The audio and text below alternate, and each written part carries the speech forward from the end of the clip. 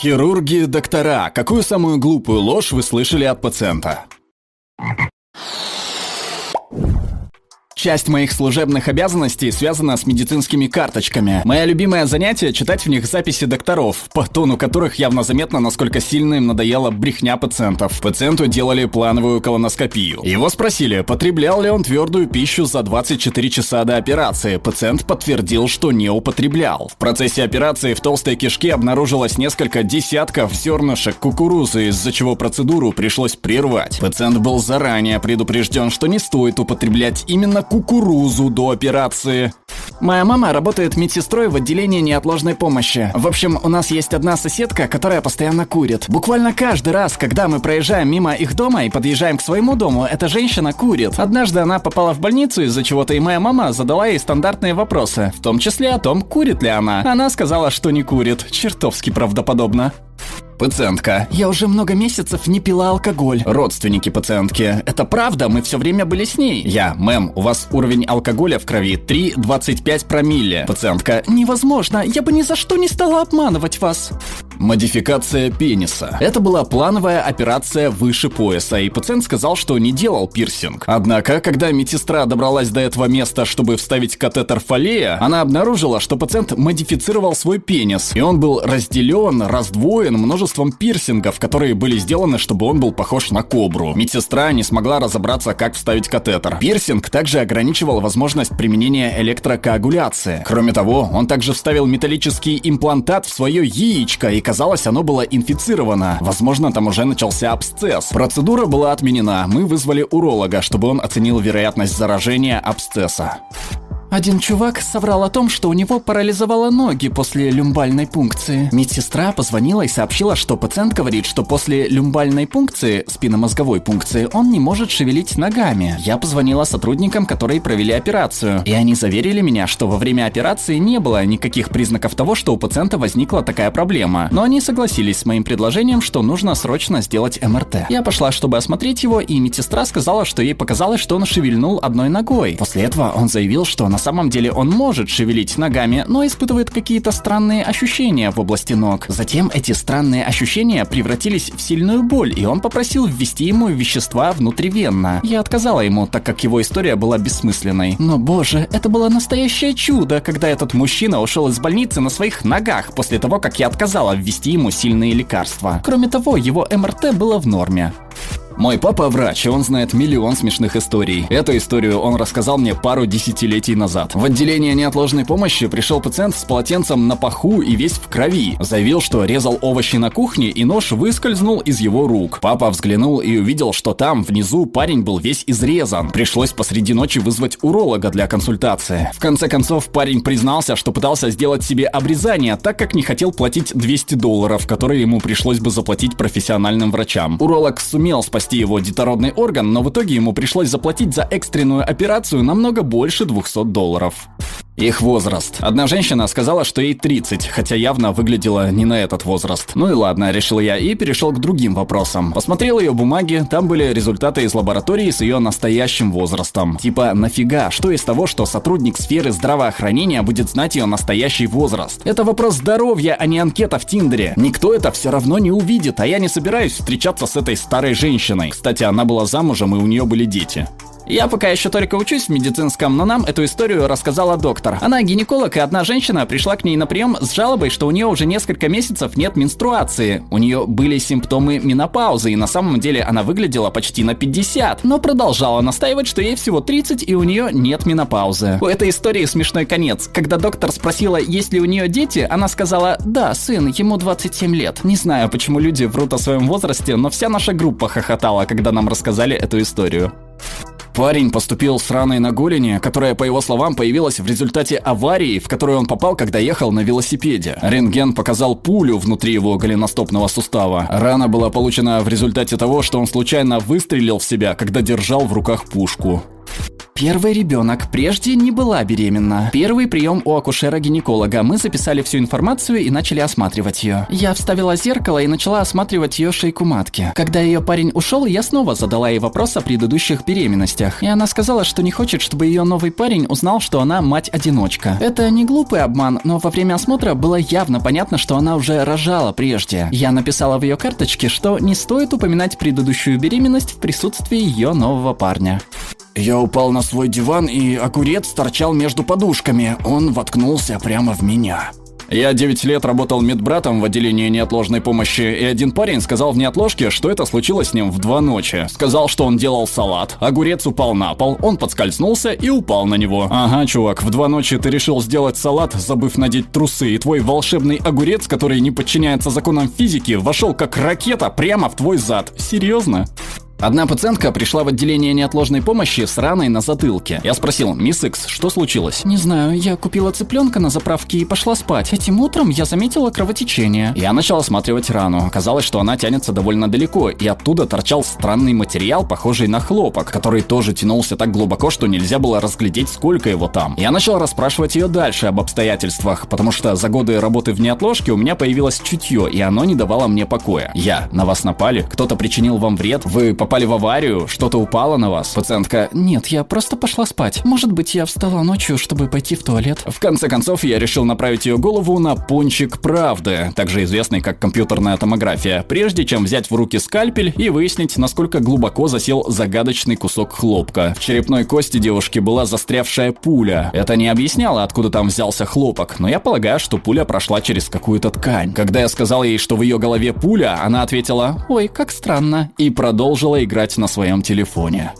Пришел парень 17-19 лет, в член которого прилетел камешек. Это было очень странно. По его словам, он работал во дворе, и его инструмент ударился о камешек, и он залетел в его член. Он проверил свой прибор и увидел, что выделяется гной. Медсестра выяснила, что на нем были трусы. Он отрицал, что это могло быть как-то связано с удовлетворением себя. Придерживался версии о том, что камешек прошел сквозь его трусы, попал в его шланг, и оттуда начал выделяться гной. У него был хламидиоз.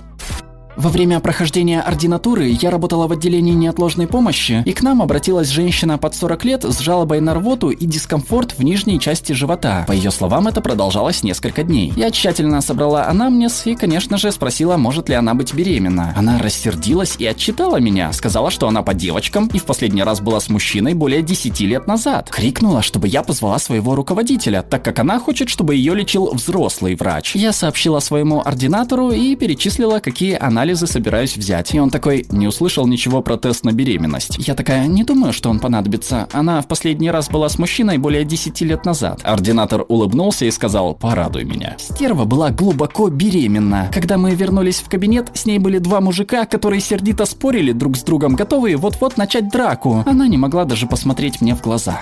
У меня обратная история. Моя дочь училась в 7 классе, когда я учительница позвонила и сказала, чтобы я немедленно отвез ребенка в больницу. По ее словам, она точно знала, что моя дочь беременна. Я не испугался, потому что не мог даже представить, как такое вообще могло произойти. Наивный папа. Дочка плакала и клялась, что не занималась ничем таким. Медсестра в клинике сказала, что они сделали тест на беременность 3 раза, потому что девочка не могла не быть беременной. Она выглядела как беременная. Я не замечал этого, пока мне не указали, но она была очень худой, и у нее был небольшой живот. Оказалось, что у нее была тератома на одном из яичников. Она была размером с дыню. День, когда я узнал, что эта опухоль не злокачественная, был самым радостным в моей жизни. Работаю на скорой. Соврал не пациент, а его жена. Мы заехали за пациентом, чтобы отвезти его в больницу. Я спросил, может ли он встать. Его жена сказала, что он не ходит уже 30 лет. Чувак встал без посторонней помощи и сам дошел до носилок. Я работал на этой работе уже давно, поэтому мне уже было плевать на подобную фигню. Поэтому я просто выпалил: «О боже, это просто чудо!» Я был готов к тому, что меня накажут, но этого не случилось.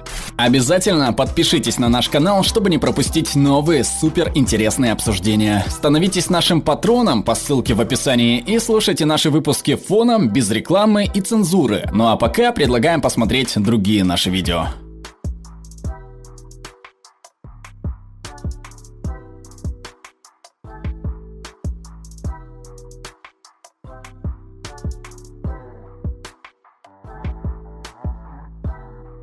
All right, everyone's presentations are done. Nick, the manager, said as he tried to move the discussion forward. Excuse me, I haven't. I recently found out something. Nick interrupted me and began to speak. There's apparently someone in this department who didn't graduate high school and is just a part-timer.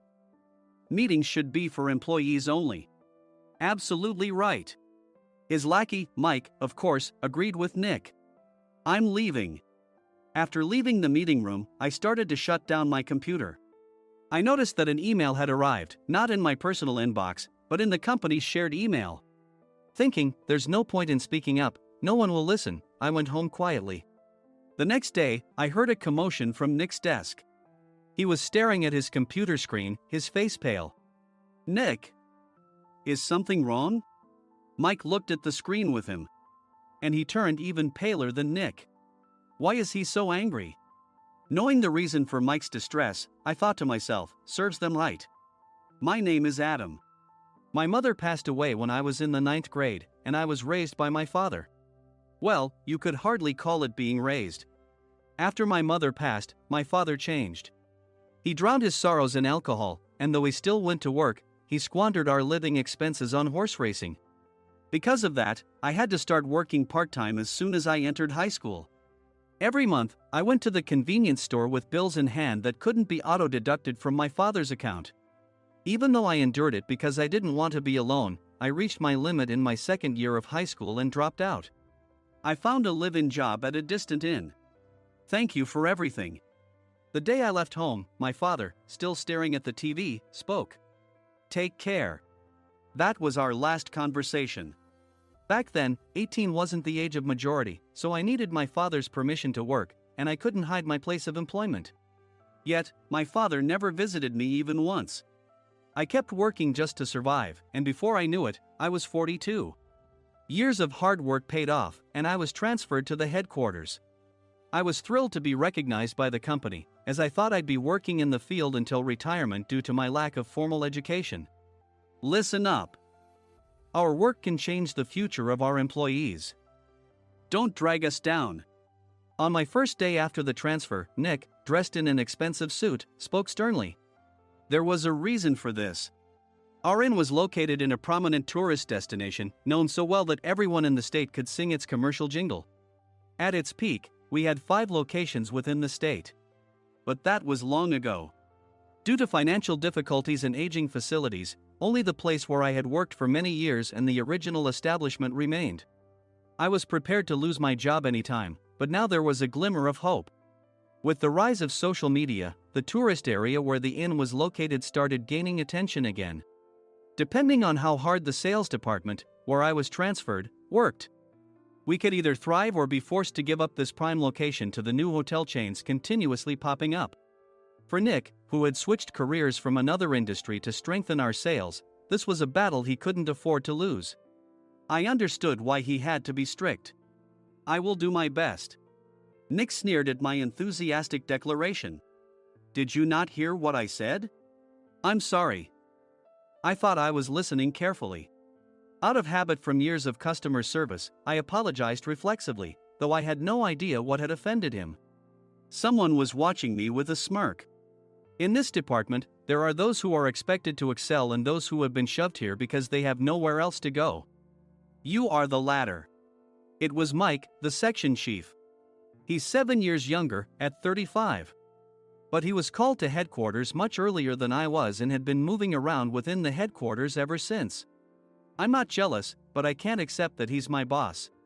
Graduating from a prestigious university, he has an unusually high pride and caused many problems as a newbie, making things very difficult for me when I was the front desk leader. When I found out Mike was transferred to the sales department a month before me, I was disheartened. Mike is right. With just a middle school diploma, there's not much you can do. Don't even think about achieving results. As if I didn't exist, Nick remarked, I'm thirsty. Mike eagerly ran to the coffee maker. It seems Mike is Nick's lackey. I regretted being happy about my transfer to headquarters, wishing I had stayed on site forever. Send a direct mail to every company on this list by the end of the day. Nick only assigned me tasks that even a new graduate could handle. What? There are over 1,000 companies. You want me to send to all of them by today? Yes, if you and your fellow misfits split the work, even those with nowhere else to go should finish by today.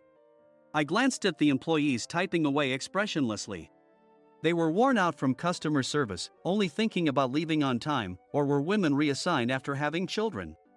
With zero motivation for work. Even Sam, a new graduate from the same university as Mike, who was supposed to be among the expected achievers, had no enthusiasm for the job. Having joined the company wanting to do customer service. I don't care what they say, I plan to quit anytime, he said. Only Nick and Mike were highly motivated, making all the decisions between the two of them. I originally only wanted to work at the inn to survive and had no particular attachment to this job. I swallowed my words, thinking I had no right to reprimand them.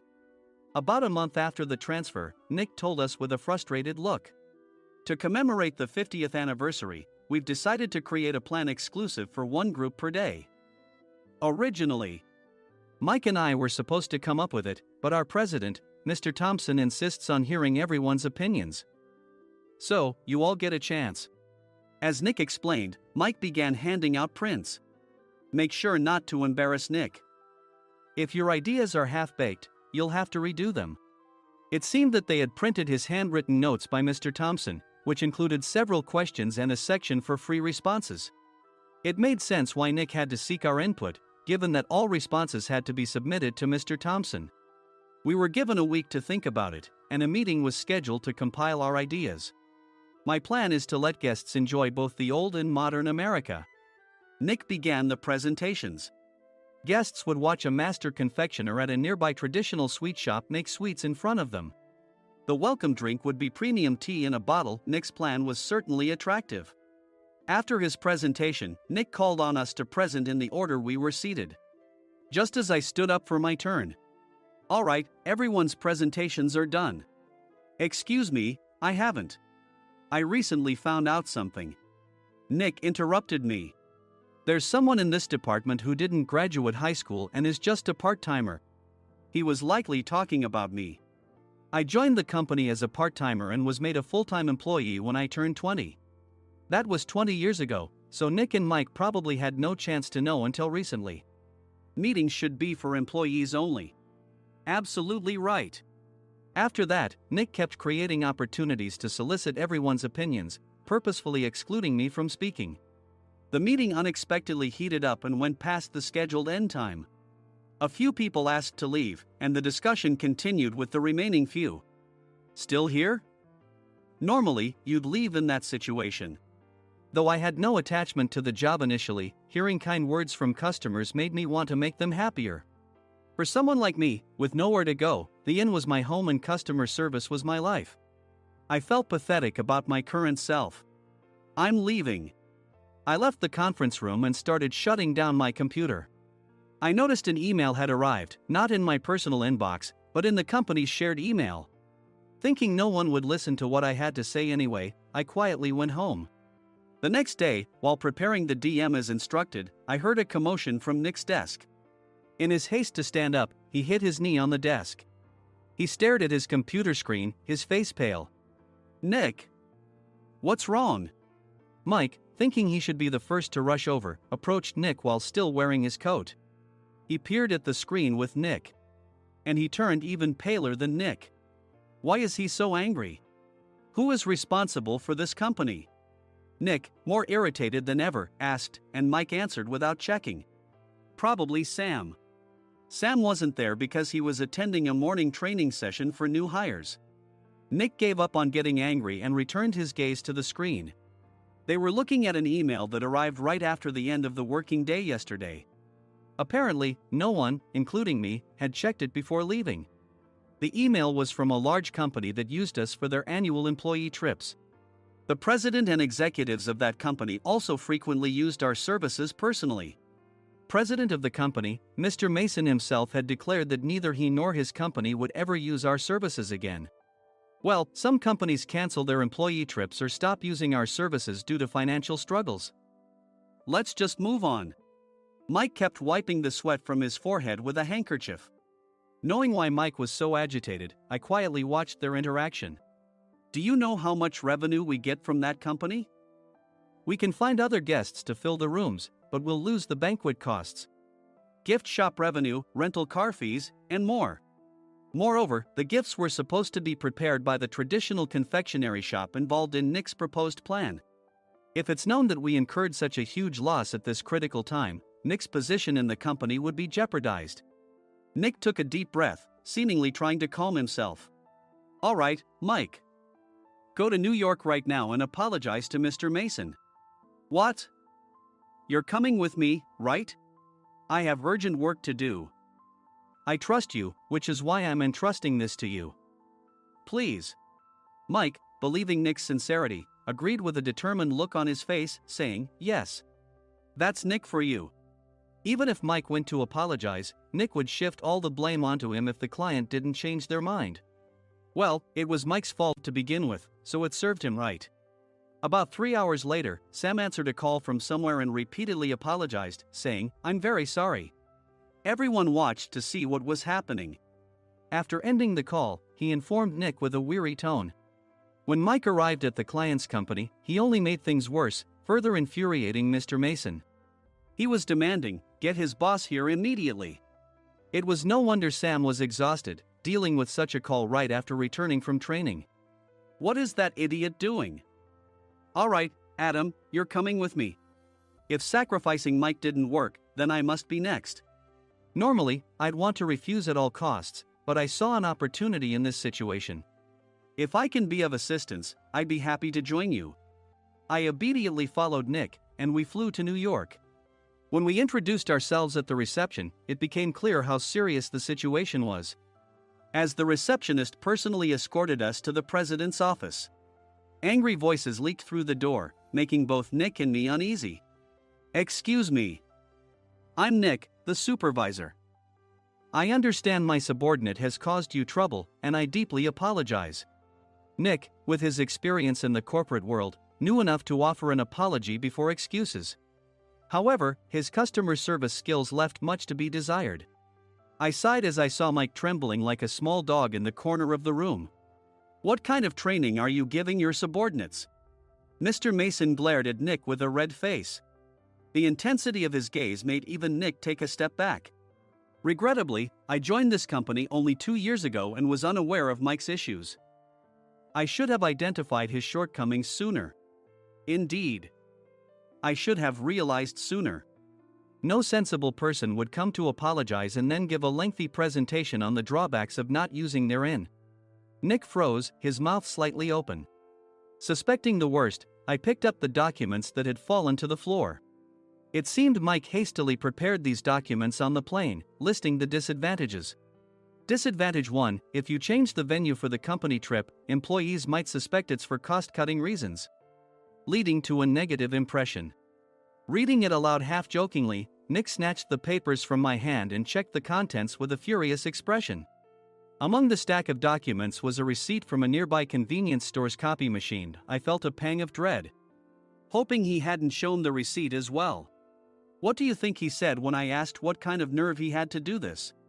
I'm very sorry. Faced with the dire situation, Nick must have thought there was nothing left to do but apologize.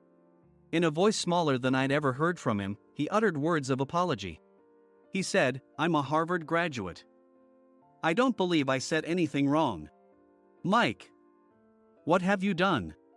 Forgetting his plan to pin the blame on Mike, Nick yelled loudly, even in front of Mr. Mason. I didn't do anything wrong. You're still saying that? Look at him. Mike pointed at me with a shaking hand. I was assigned to headquarters in my 20s and now I'm a section chief. This guy only made it to headquarters at 42. Everything I've done proves I was right. So why are we losing the contract? Having said his piece, Mike collapsed to the floor. Of course. You were sent there because you had nowhere else to go. Mike never expected to hear such words from someone he looked down upon. He lunged at me, and Nick hurriedly stepped in to stop him. Mr. Thompson told me Mike is a quick thinker, and to take good care of him. There's no way he was pushed aside. Don't make things worse here. He didn't say quick thinker, he said only quick-witted, didn't he? I don't remember that part. I recalled the many troubles Mike caused when he was a newbie. When Mike was on the front line, his pride was so high that he never apologized to customers.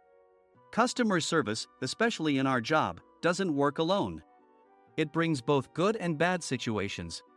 If the front staff or housekeepers made mistakes, or the cleaning company didn't properly clean a room, one had to apologize to the customers regardless of personal fault.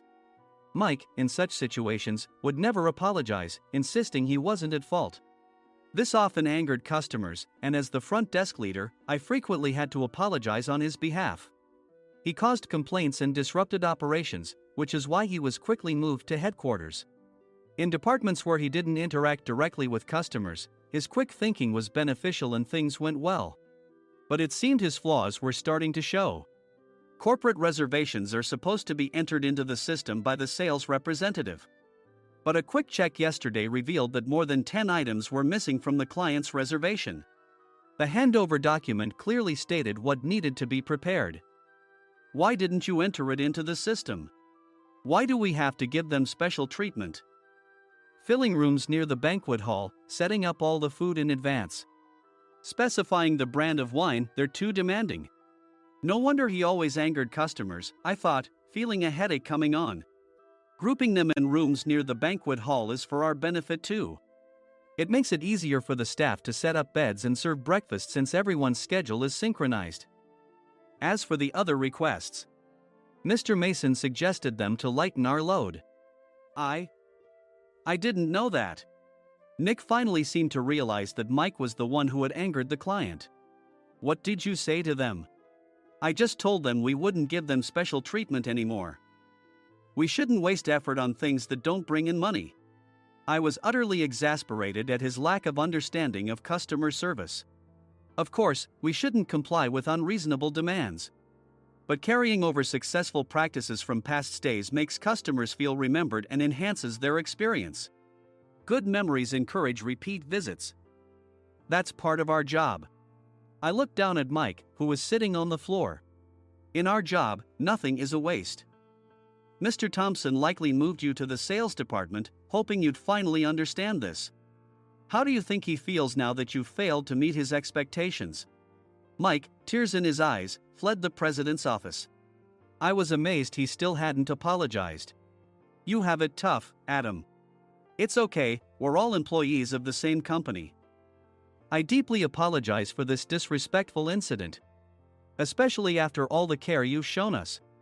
If it weren't for you, Adam, I really would have stopped staying here. When I heard you were moving to the sales department, I was willing to reconsider if you handled it. Seeing us talk so amicably, Nick's face contorted. Do you two know each other? Adam's service is excellent. I always requested him specifically. Normally, we don't accept specific staff requests, but we made an exception for Mr. Mason, adjusting my shifts accordingly.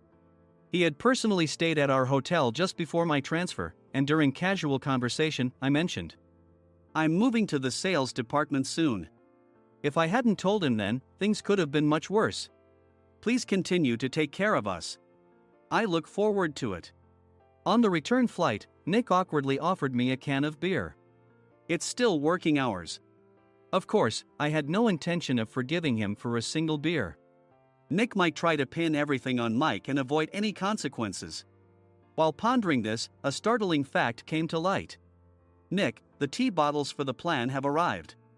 I handed Nick a bottle labeled with our inn's name. They look good. What are you talking about? These are plastic bottles. I had assumed we would use the trendy, high-end bottling tea. But what arrived were ordinary plastic bottles of tea with customized labels. The only unique aspect was the label, which had the inn's name, making it look customized. Upon further investigation, I discovered that a substantial amount of money was set to be paid to the tea company. It was priced like bottling tea. Does this plastic bottle really cost $100 each? The tea inside is specially blended for us.